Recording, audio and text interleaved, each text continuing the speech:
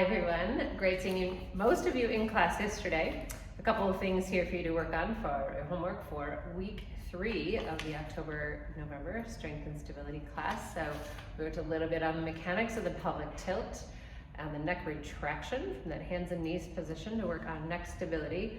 We're also going to work, you're also going to work on the straight arm pull down for that lower trap area and wrist stability to make sure you're keeping your wrist straight when you're doing that. And we're also going to work on a side plank variation, adding that reach under potentially, or if you feel that's appropriate for you. And then the side stepping, a little different side stepping and backward stepping we're going to do for today, for this next week. So here we go.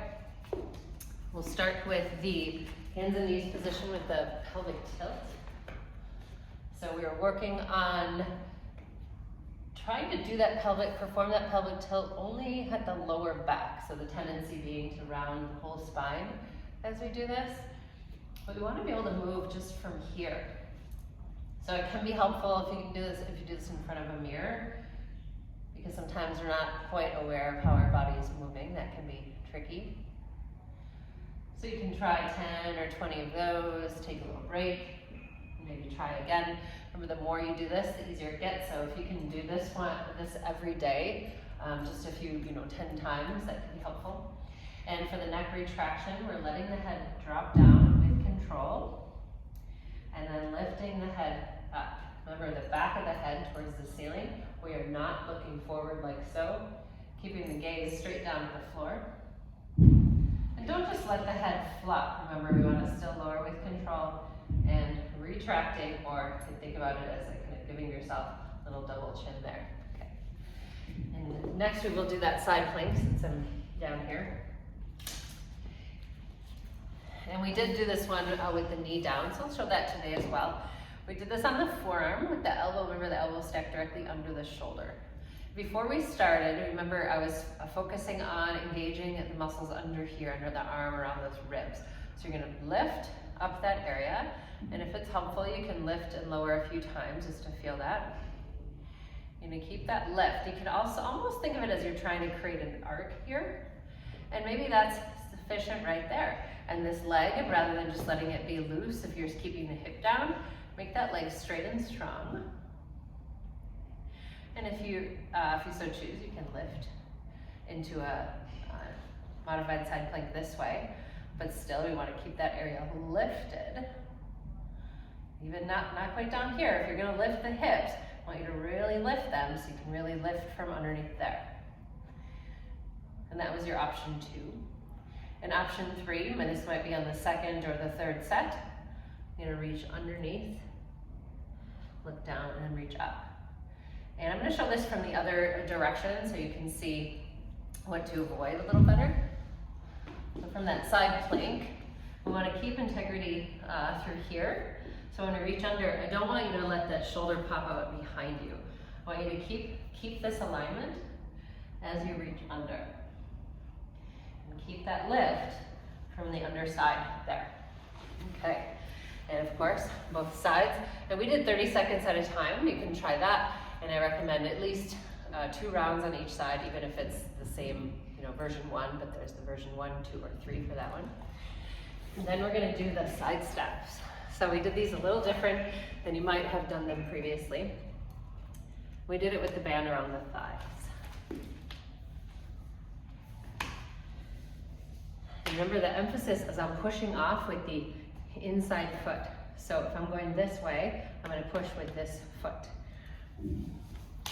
Bend the knees, hinge at the hips. So take your hips back in space. If you feel this mostly here, you might not have your hip hinge going on.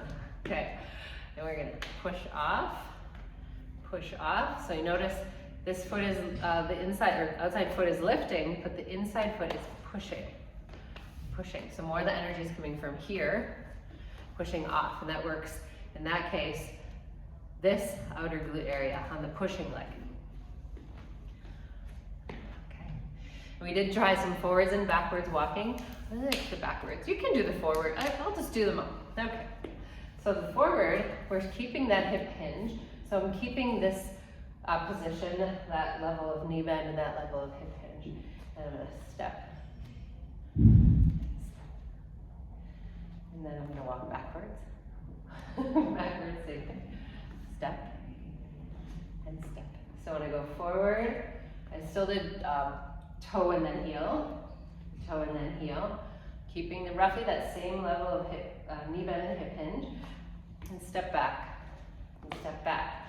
I'm going to show it this way as well because the tendency here could be to, when you're going forward and back, for the back knee to come in like that, and same thing when you're stepping back.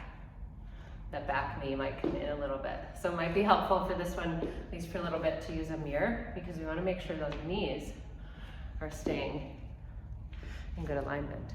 Oh, I lost that one a little bit. Stepping back and stepping back. Now I don't have a super strong resistance band because even though it might not feel hard like to the stepping against that resistance, that stability here might feel hard, and that's really the important part of this. So don't get too overambitious with a lot of resistance until you make sure you have the alignment down, and then after you kind of hone that in, then you can increase the resistance. All right, and then the last one, we had the pull down with straight arms. So you can, a good way to anchor this is to tie a knot and then kind of slip it over the top of the door. You just have this style resistance band. Find your strong foundation, ribs down. So the compensation here is often to flare the ribs and bring the chest forward and to bend the wrists. So you want to make sure we're keeping the wrists straight. Ribs down, head is back. So integrating some different things we've worked on thus far and pulling the arms straight down and back. Again, keeping the wrists straight. If it's too hard, the head will start to come forward and or the shoulders will come forward. We want to keep the shoulders back. And I recommend doing at least 20 repetitions per set to work on that muscular endurance, up to 30. Once you can do 30 repetitions without stopping, then you can increase the resistance, utilize a more challenging resistance band. Okay, to recap, we did the pelvic tilts from the hands and knees position, or you can prop your forearms on a step or a bench if that's more comfortable for your wrists. We did the neck retraction from that position.